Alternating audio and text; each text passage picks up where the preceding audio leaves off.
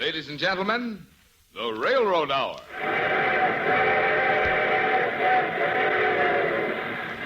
And here comes our star-studded show train.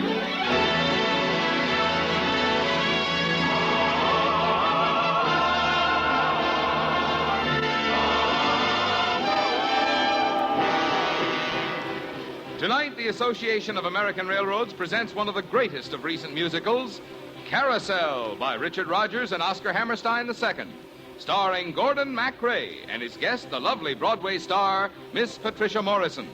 Our choir is under the direction of Norman Luboff, and the music is prepared and conducted by Carmen Dragon. Yes, tonight another great musical success is brought to you by the American Railroads, the same railroads that bring you most of the food you eat, the clothes you wear, the fuel you burn, and all the other things you use in your daily life. And now, here is our star, Gordon MacRae.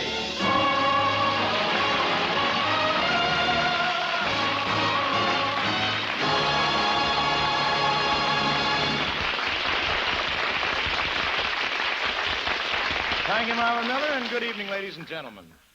Tonight in Carousel, I play the part of a carnival barker, Billy Bigelow. And lovely Patricia Morrison is the pretty little mill worker, Julie. We're in an amusement park, and it's spring.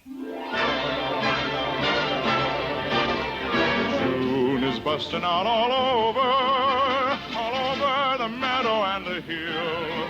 Buds are busting out of bushes, and the romping river pushes every little wheel that wheels beside a mill. June is busting out all over. The feeling is getting so intense that the young Virginia creepers have been hugging the bejeepers out of all the morning glories on the fence. Because it's June. June. Just because it's June.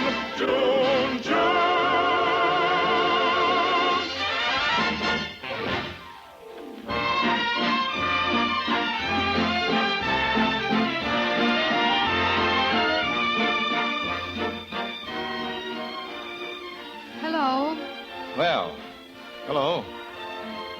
I wondered if you'd be back for another ride in the Carousel. You don't come around much. Oh, I've been here 3 times. I didn't realize you noticed me. I don't miss much. I guess you don't. I'm knocking off for supper now. You like to have some with me? Oh, I don't know if I should. Look, girls don't refuse Billy Bigelow's invitations. Come on. So, been here 3 times. Did you notice me? Yes. You got a boyfriend? No. Now, don't lie to me. I haven't anybody. I can have all the girls I want.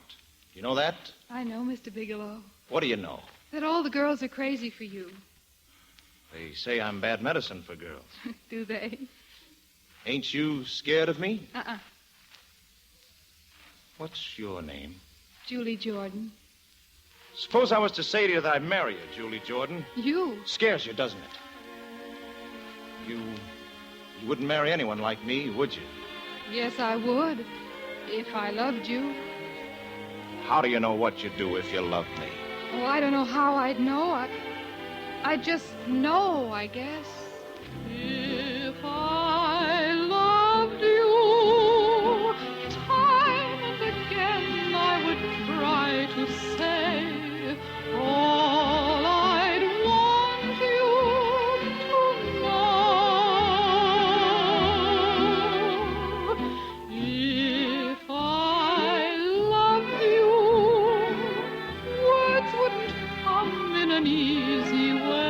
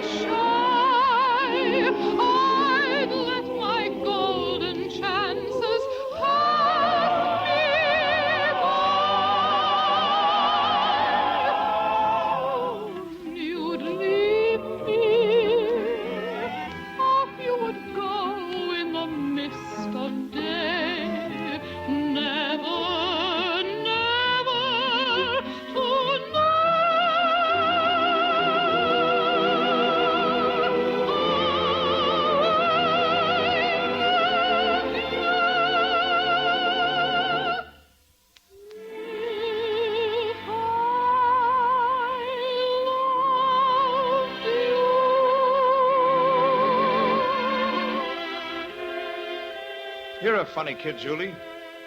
Don't remember ever meeting a girl like you. You look up at me with that little kid face like you trusted me. I wonder what it'd be like to be in love with her. What?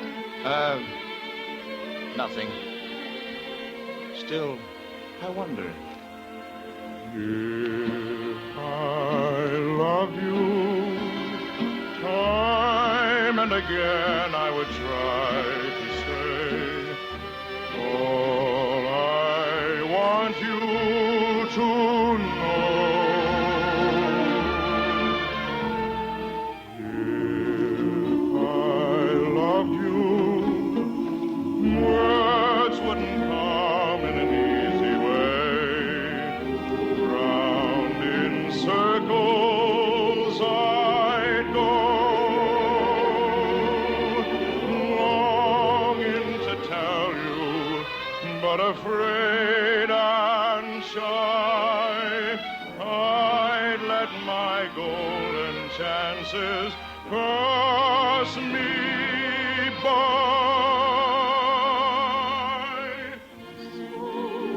You'd leave me, off you would go in the mist of day. Never, never to know.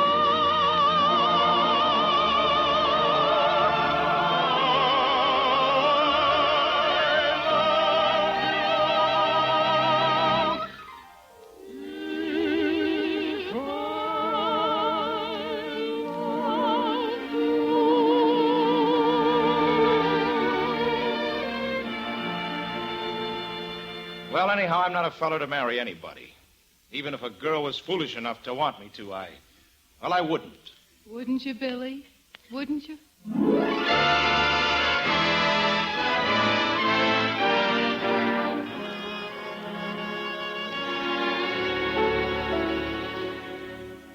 I'd leave him, Julie. He hasn't worked since you were married. Oh, it's not Billy's fault, Carrie. That carnival woman fired him because she didn't want a married man for a barker. And Billy doesn't know any trade. He doesn't know anything but carnival life. Last Monday, he hit me. Did you hit him back? No. I'd leave him. He thinks he can do whatever he likes just because he's Billy Bigelow. Oh, he's a bad one, Julie. Oh, he isn't willingly or meaningly bad, Carrie. Why, after supper, when he stands out here and listens to the music from the Carousel, something comes over him, and he's gentle. You see, he's only unhappy because he isn't working. That's really why he hit me on Monday. Fine reason. Beats his wife because he isn't working. I tell you, he's a bad one, Julie. Oh, Carrie, what's the use of wondering if he's good or if he's bad, or if you like the way he wears his hat? Oh, what's the use of wondering if he's good or if he's bad? He's your fella and you love him. That's all there is to that.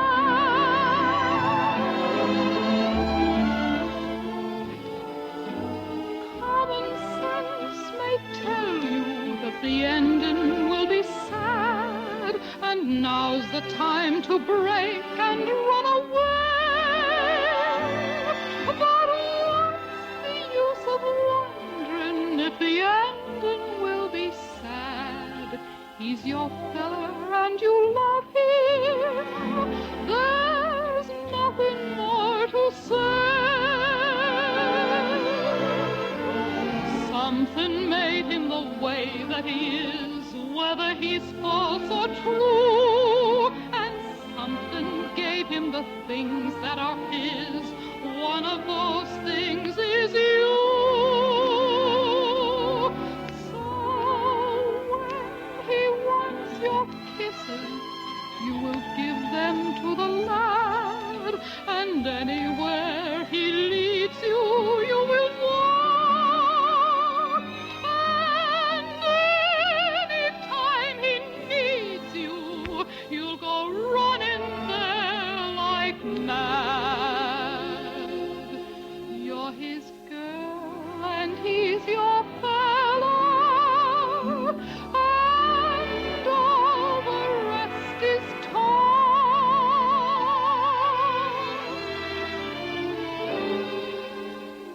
There's your Billy, out there by the fence, talking to that no-count sailor, Jigger. Yeah, he's been hanging around a lot lately. You better watch out for him, Julie. Jigger's been in a lot of trouble in this town. I know. I wonder what they're talking about.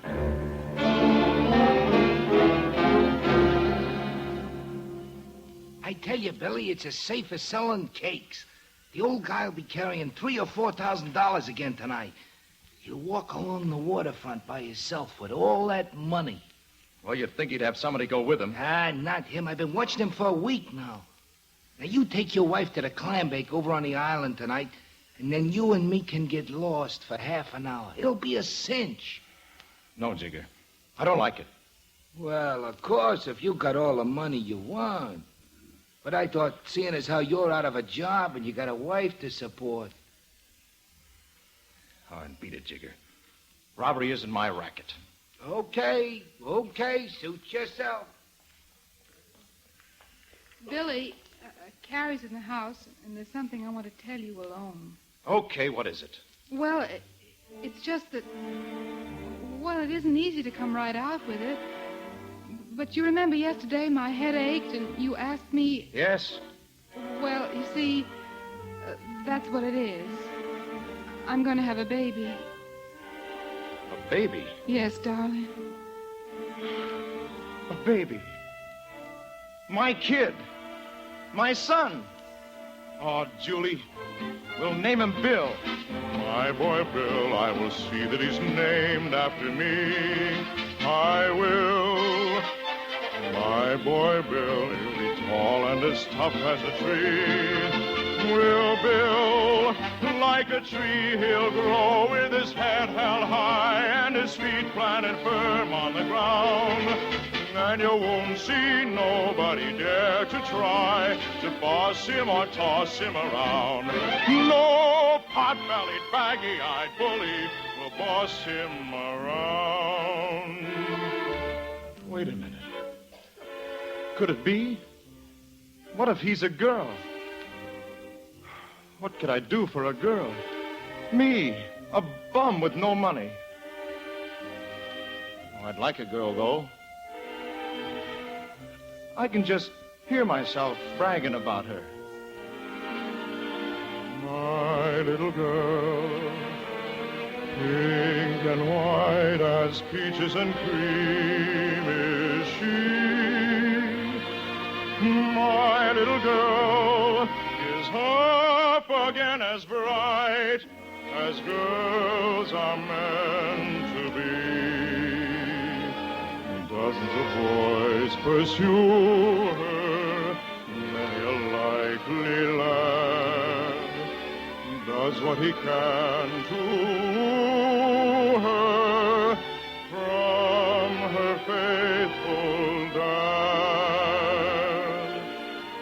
She has a few pink and white young fellas of 2 and 3, but my little girl gets hungry every night, and she comes home to me. My little girl. I gotta get ready before she comes. I gotta make certain that she won't be dragged up in slums with a lot of bums like me.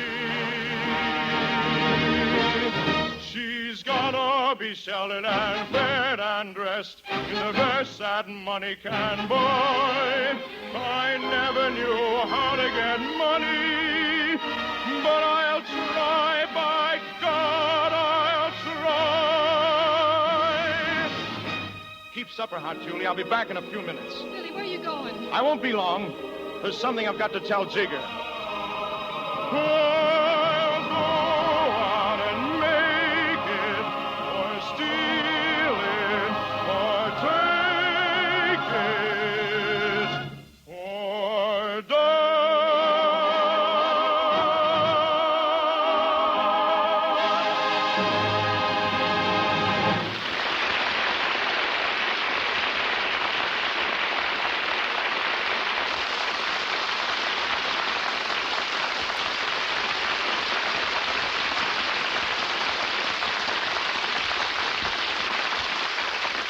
We'll return to the second act of Carousel very shortly. The manufacture of steel, with giant blast furnaces, flaming open hearth furnaces, glowing ingots, and huge rolling mills, is a dramatic American industry. And so great is the output of steel in the United States that no other country in the world can even approach it. In fact, the furnaces of America make more steel in 3 months than can be made in any other country in the world in an entire year. If you were to visit any of our huge steel mills, you would find thousands of skilled men and strange and monstrous machines, all working to increase even more the production of steel. For steel is vital in expanding the productive capacity of the nation, essential to our national rearmament program. And if you were to visit a steel mill, another thing would soon be apparent, and that is the highly important role which the railroads play in steelmaking. For it is the railroads that bring raw materials to the steel plant, the coal, iron ore, limestone, and scrap steel coming from distant and varied sources, thousands of tons every day. And it is the railroads which carry out each day thousands of tons of finished steel. And as this steel moves out into the avenues of American industry and defense, it again moves over the railroads to countless enterprises throughout the country for fabrication into the arms and machines needed for our daily life and for our defense. In order that the railroads may continue to serve the country's essential transportation demands, thousands of tons of steel are required each month for the building and repair of freight cars and locomotives.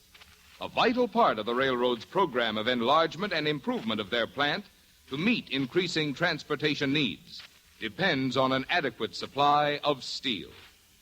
There is no way in which the same amount of steel can be used to such good advantage in increasing the effective transportation capacity of the United States as by adding to the freight car and locomotive supply of the railroads.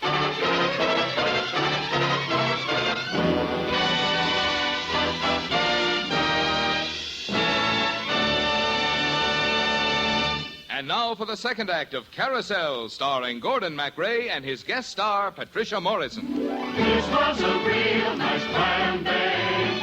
We're mighty glad we came. The fiddles we had were good, you bet. The company was the same. You stay here with the crowd, Julie. I have an errand to do. What errand? Where are you going? Now, don't start asking questions. I won't be long.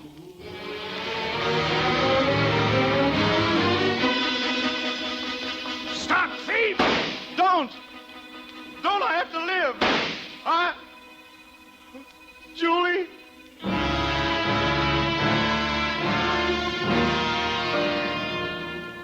Billy!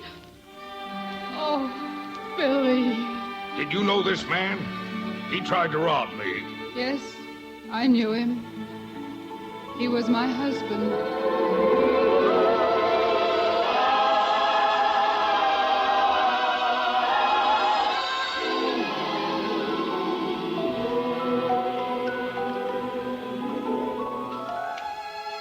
Come on, Billy.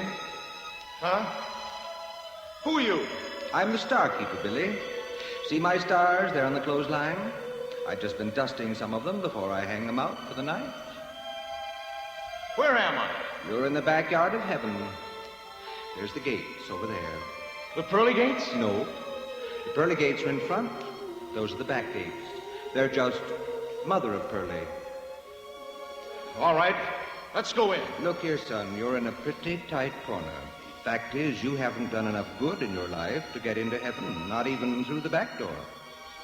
But you might still make it if you tried hard enough. How? You could go back down to earth for one day and do something real fine for someone. You might do your little daughter some good. A daughter. It's a girl. My baby. She's not a baby anymore. She's 15 years old. How could she be 15 years old? I just came from there. A year on earth is just a minute up here, Billy. Tell me, is she happy? No, she isn't, Billy. She's a lot like you. That's why I figured you're the one who could help her the most. Look down there, Billy. I see some kids. Is that her? The little one with the straw-colored hair? Pretty, isn't she? My little girl. Look. All the kids are running away from her. Listen, Billy, listen. My father bought me a pretty dress. My father would have bought me a pretty dress, too. He was a barker on a carousel. Your father was a thief. Oh, I know you. I hate all of you. I want to see her. If I want her to see me, will she? Yes, Billy. Little girl? Louise? Who are you? How do you know my name? Somebody told me you lived here. I knew your father.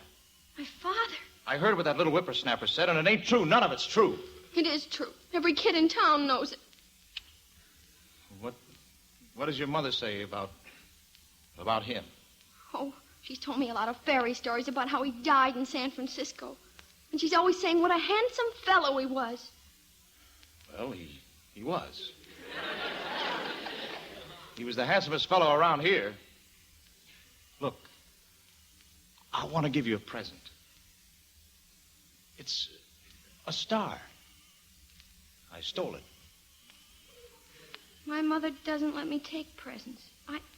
I gotta go in. Darling, please, I want to help you. Let go of my arm. I want to make you happy. Take this. No. Please. I said take it. Mother, a man slapped me. Failure, Billy. You struck out blindly again. All you ever do to get out of a difficulty, hit someone you love. Failure. Where is he? Oh, it's Julie. Oh, help me. I don't want Julie to see me. Then she won't. Julie.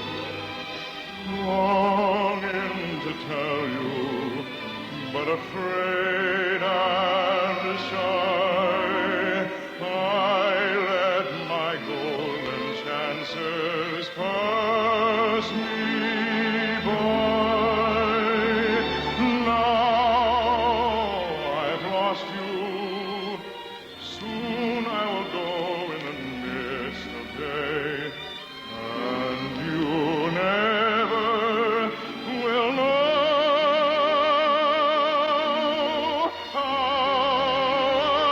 I love you.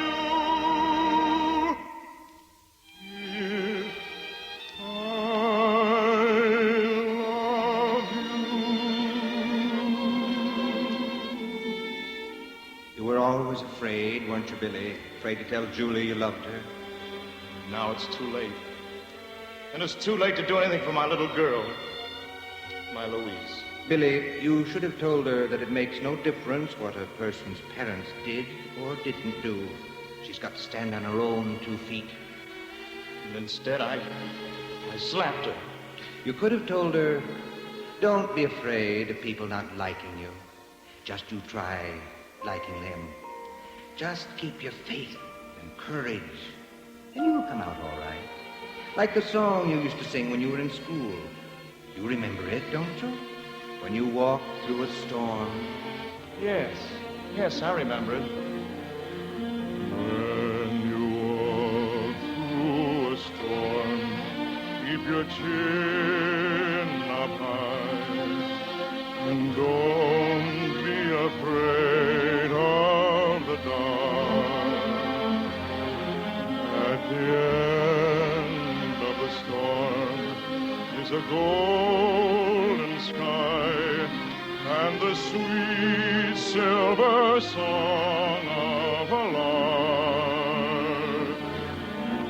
Walk on through the wind, walk on through the rain, though your dreams be tossed and blown. Walk on, with hope in your heart, and you'll never walk alone.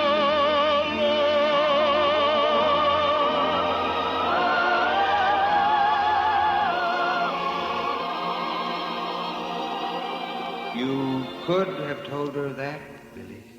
Oh, he's gone. But I didn't make it up, Mother. Honest, there was a strange man here, and he hit me hard. I heard the sound of it, but it didn't hurt, Mother. It was just as if he kissed me. Billy. But is it possible, Mother, for someone to hit you hard like that? Real loud and hard, and not hurt you at all?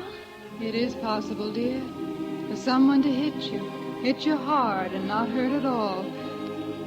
Is this what he gave you? Yes. He said it was a star. Take it, dear. Keep it forever. Look, she took it. She took the star. Julie knew I was here. Walk on through the wind, walk on through the rain, though your dreams be tossed and blown. Walk on with hope in your heart, and you'll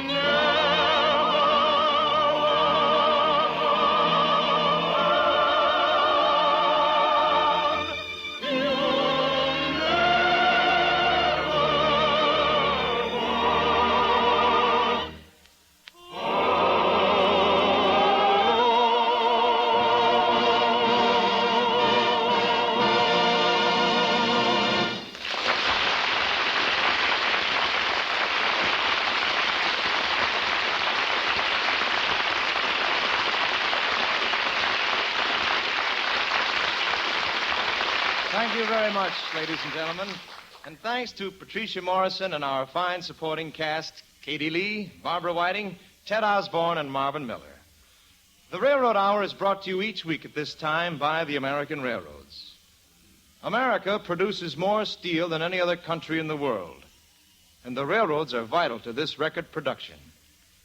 For it is the railroads that bring the bulk of raw materials to the mill, then take steel on to thousands of manufacturers, and finally deliver finished products to where they are needed in our daily life and our national defense.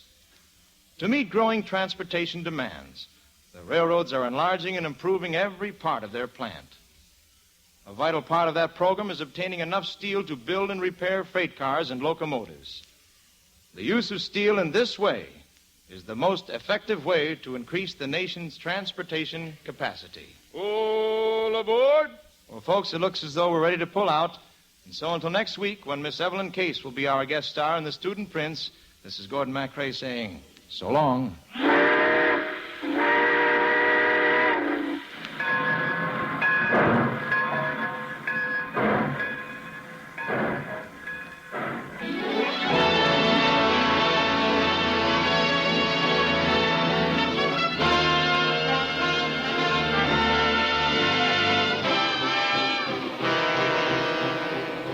Carousel, a musical play by Richard Rodgers and Oscar Hammerstein II, was adapted for the Railroad Hour by Gene Holloway.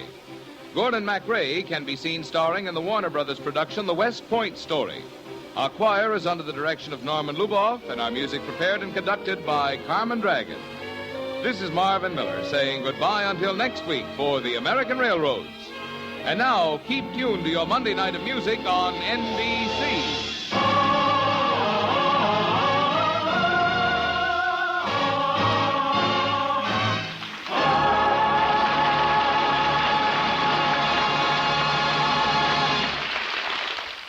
Nadine Connor graces the voice of Firestone on NBC.